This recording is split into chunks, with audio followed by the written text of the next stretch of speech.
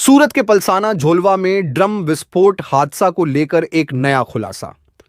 सूरत के पलसाना के झोलवा गांव स्थित संतोष मिल में 1 सितंबर को हुए दुखद हादसे के बाद पुलिस ने सख्त कार्रवाई की है।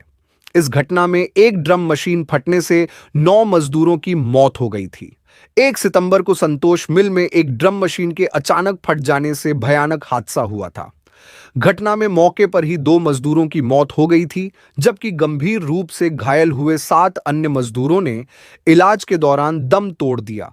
घटना के बाद फैक्ट्री इंस्पेक्टर ने घटनास्थल का निरीक्षण किया और एक विस्तृत रिपोर्ट पलसाना पुलिस को सौंपी।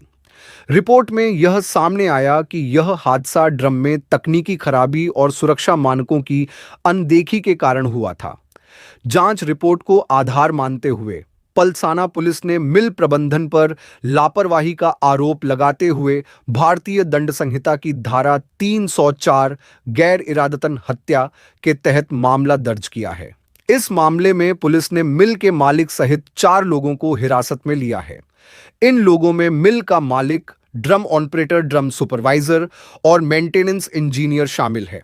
पुलिस ने बताया कि सभी आरोपियों से पूछताछ जारी है और आगे की कानूनी कार्रवाई की जाएगी।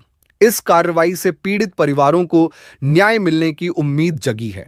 दिखाते हैं आगे की report Palsana police inspector BD Jilariya के साथ।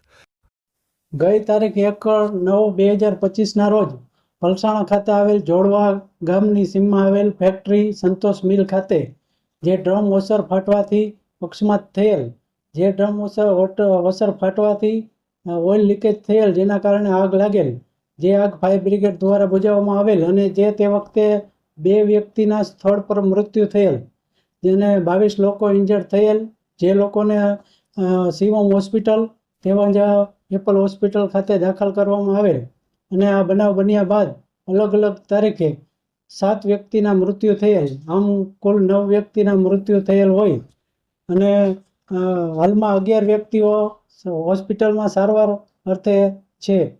બાદમાં જ્યારે આ બનાવ બનેલ ત્યારે ભારતીય ન્યાય સંહિતા 2023ની કલમ 106, 125 A, B મુજબ ગુનો દાખલ કરવામાં આવેલ અને ફેક્ટરી ઇન્સ્પેક્ટરનો ગઈકાલ રિપોર્ટ આવેલ, જે રિપોર્ટમાં તેઓએ જણાવેલ હોય કે જે ડ્રમ વોશર ફાટેલ છે તે ડ્રમ વોશર ખામીયુક્ત હોય તેમજ જૂનું હોય અને તેમાં કાટ લાગેલ હોય, જે રિપોર્ટના આધારે પલસાણા પોલીસ સ્ટેશન દ્વારા ભારતીય ન્યાય સંહિતાની કલમ 105, 110 અને 54 મુજબ ઉમેરો કરી માલિક સહિત 5 વ્યક્તિઓને અટકાયત કરવામાં આવેલી છે। જે વ્યક્તિઓને અટકાયત કરવામાં આવેલ છે તેમાં ડ્રમ વોશરના ઓપરેટર તેમજ તેમના એન્જિનિયર અને ડ્રમ સુપરવાઇઝર તેમજ મેન્ટેનન્સ મેનેજર અને કંપનીના સંતોષ મિલ માલિકની અટકાયત કરવામાં આવેલી છે અને હાલે આ 5 વ્યક્તિઓની અટકાયત કરી તેઓને કોર્ટમાં રજૂ કરવામાં આવેલ છે। હાલ આ જે 5 વ્યક્તિઓની અટકાયત કરવામાં આવેલ છે તેઓને જ્યુડિશિયલ કસ્ટડીમાં મોકલવા માટે હુકમ કરવામાં આવેલ છે।